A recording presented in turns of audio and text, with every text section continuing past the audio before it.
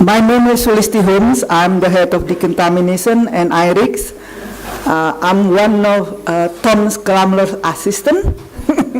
He has to go for a meeting, so I will take over the chairing this morning. Let's move on to the next presenter is Professor Heike Martini. Heike is one of the leading academic researchers in microbiology in a healthcare setting in Germany. And before she arrived, we asked the hotel to make sure that her room is fully clean, disinfected, and have a nice view, and if possible, have also a mini bar. Heike, it's your time.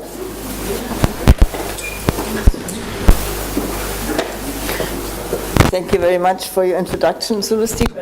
I'm not a drinker, and the minibar is not existing, but no one told me that I have to walk with you. Yes, I was asked to give a talk about this subject, and just to make you a little bit disappointed, the incident reporting is very slow, very low. There are no data really available I could present, so I give you just for the endoscopes the risks I see they're existing, and I show you some results and some pictures, and I make the division between patient and staff, and it is red and underlined. I have some more things than just my words. So with endoscopes we have risk for infection or for contaminating patients, of course with the channels. It's difficult to clean them. Of course, also with the surfaces, but there are no data about the surfaces, what happens if you don't clean it. There are, of course, we know the bottles are normally not, you can't clean them, you can't disinfect them, nevertheless they are used and they are sold outside. And of course, biopsy faucets, you know this, I will show you endo washers, just to make a focus, and we will show no data on water bottles.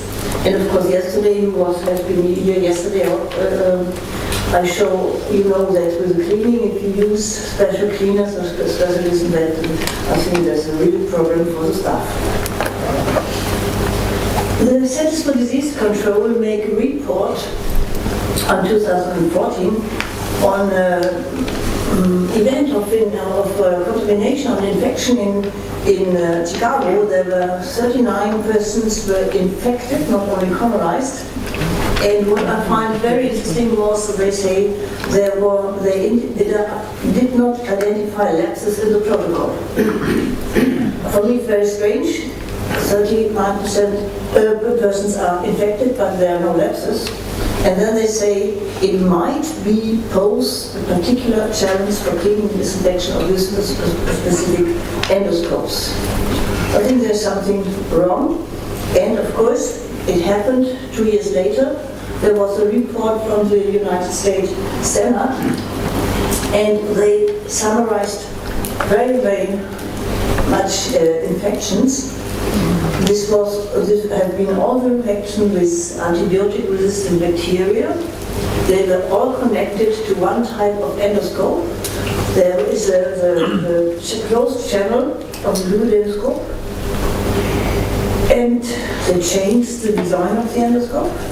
They reported about 25 incidents, and the next data I have to check again before you get the presentation for the website.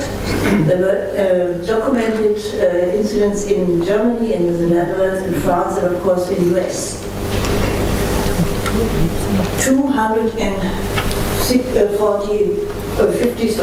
50 patients got infected, not only colonized. I know that some of them also died of this infection. All the big manufacturers of endoscopes were involved. Fuji, Olympus, most because they are the market leader. And in the report is also written, Olympus knew since 2012 that the design of its closed channel endoscope could prevent effective cleaning. For me as a hygienist, I feel more cold than here in Glasgow. And of course, Pentax is also involved. Show you show you what is the minority staff report is telling.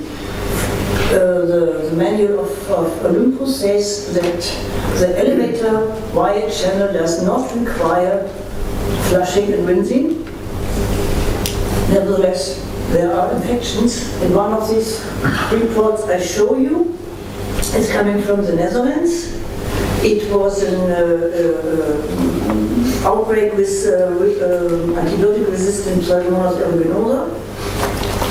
30 persons were positive, 22 of them underwent an ESAP with this special type of endoscope.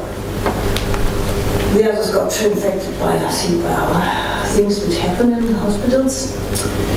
The reprocessing was normal, manual cleaning and then using an washer disinfector. And then they tried to find out if there's a problem with the endoscopes, and this is just to make people alert. The antibiotic sample was negative. The infective microorganism was not able to protect. But then they opened the forceps elevator recess, positive, and they dismantled the endoscope, positive. So, for this endoscope, the authors stated fixed distal cap hampers adequate clean processing, and the integrity of the construction of the O-ring has not yet been validated.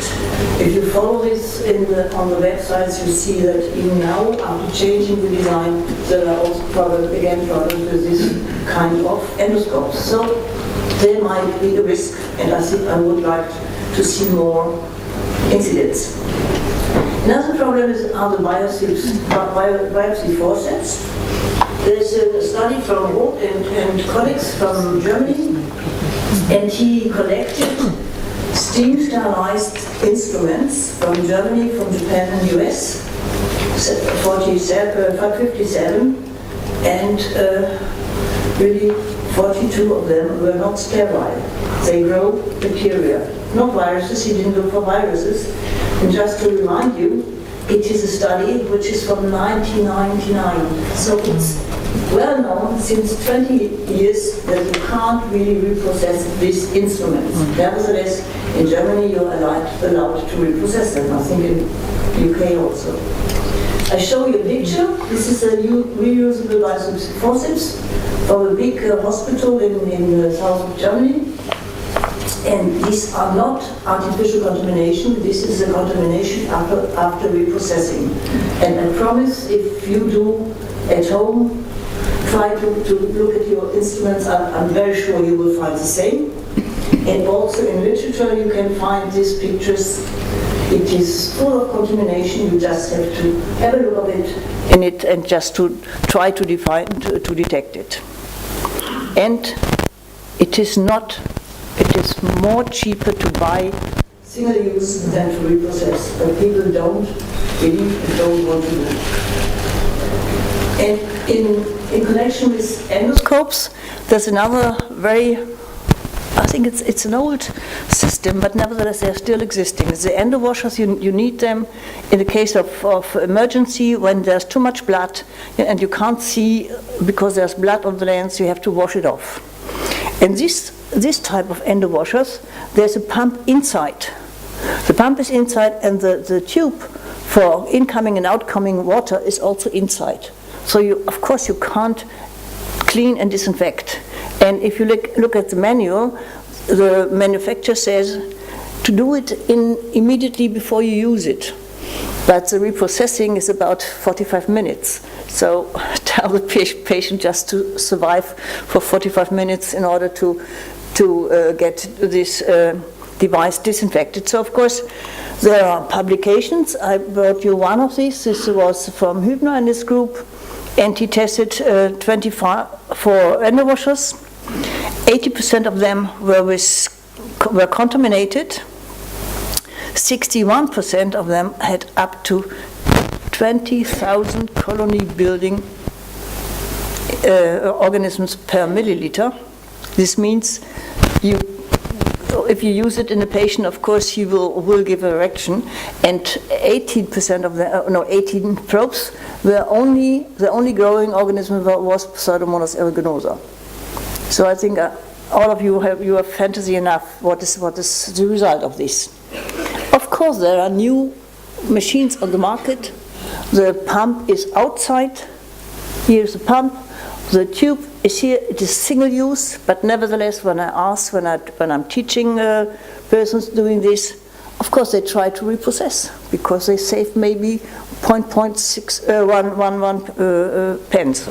It's stupid, but they do. Another one of my hobbies is the dental instruments, and I'm sorry for Andrew because he would like it that he has to go home today. One of the risks for patients, of course, and for all of you, is the dental handpieces. I will show you something about the channels. I will show you this time something for the surface and the gearings. I will show you the endodontic files. These are these files when. Okay, I don't want to go into details. I don't show you data for the dental drills, and a little bit on multifunction syringes. And yesterday, of course, the same. If you clean these instruments in a wrong way, also for the staff it is a problem. And during treatment in dentistry, it is the aerosols which is produced is full of hepatitis, full of blood. Everyone knows it, but nevertheless the staff don't wear a mouth face, and all this is the same, I think, in all countries over the world. The only thing I found on risk analysis is this from France. It is nearly 10 years old, and they calculated how many patients get infected if the handpieces are not reprocessed as it should be.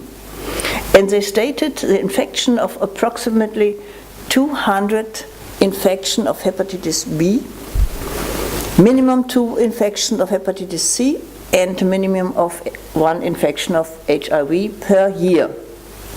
This is maybe not the state of today. Maybe it's, I'm very sure it is not less. How could this happen? I don't know if you are familiar with these handpieces. When you use them and when you take them out of them, when you switch them off, they retain a little bit of the fluid. And we show you what happens. This is a beaker with a color, and we stop inside this beaker. And when you start it again outside the beaker, this is the gift for the next patient if you don't reprocess between the patients. And this is enough for every infection you want to have, which is done by blood mostly, so the viruses are coming by this way. And in Germany no one is talking about this because we want to have the people to go to the dentist twice a year, and they wouldn't tell this to the dentist because they don't have enough handpieces for every patient. You know this, I know this, and my dentist of course has. Another doctor thesis, he looked, is it reality, are the channels clean or not? And he does a protein testing. He dismantled the handpieces and looked for the channels.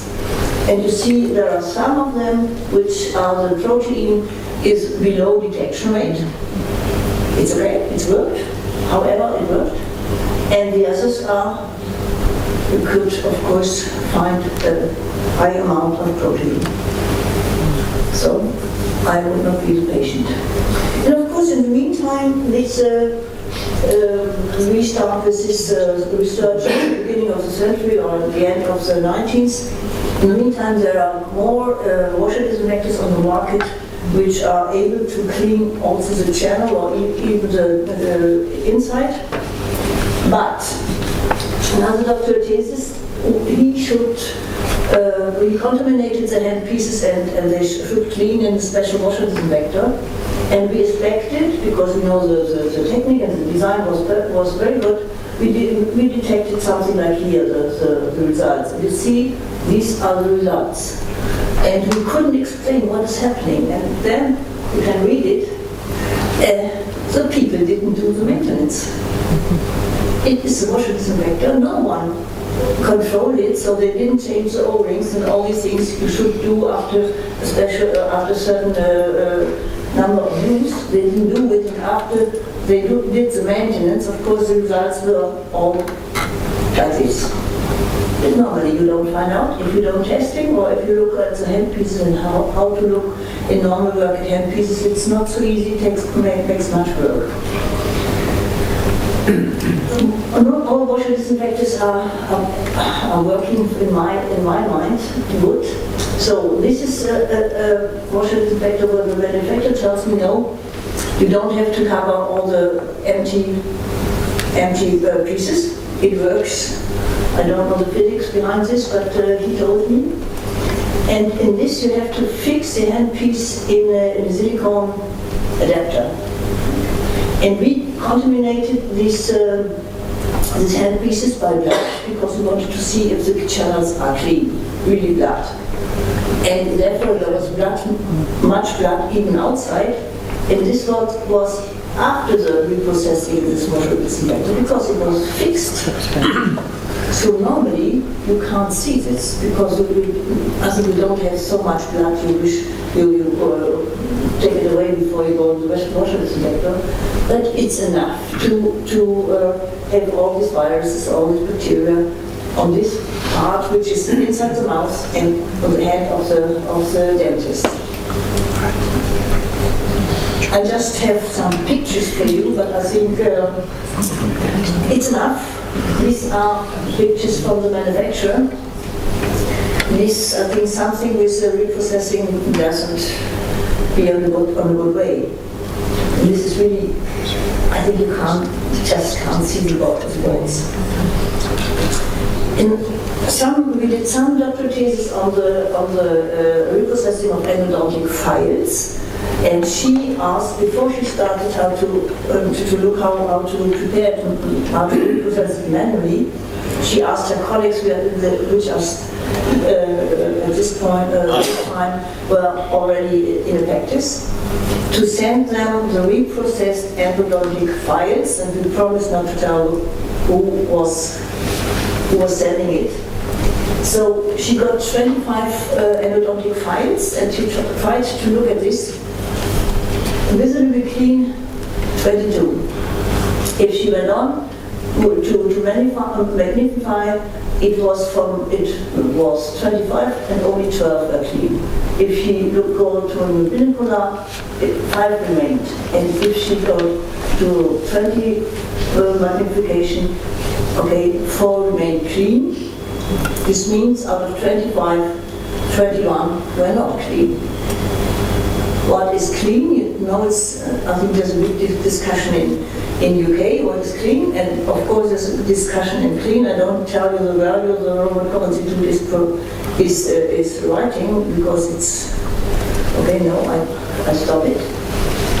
These are the pictures of these endodontic files. You see, it's very clear. I think if you look at the endodontic file, you will see it.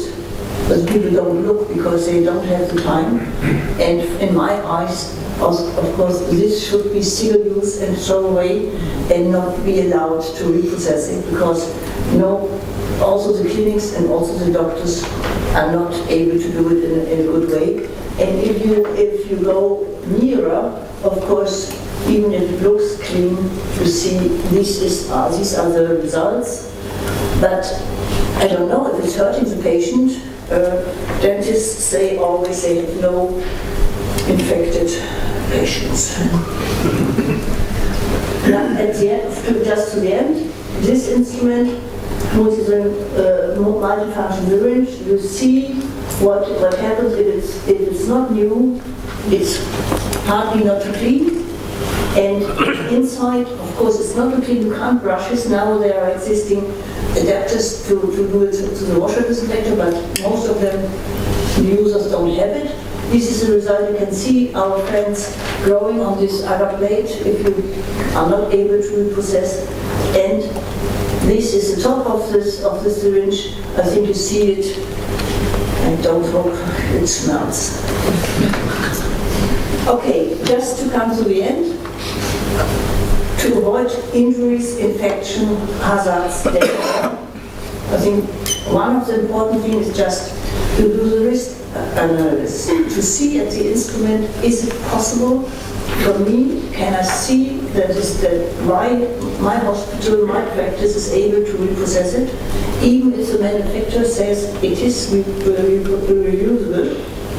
And of course, I told you already yesterday, only a validated process where people are forced to show that they can clean the instrument and all parts of the instrument, and then they can of course disinfect and or sterilize. This is the only chance to avoid risk and danger for the patients and even for the staff. So this is my end, and thank you very much.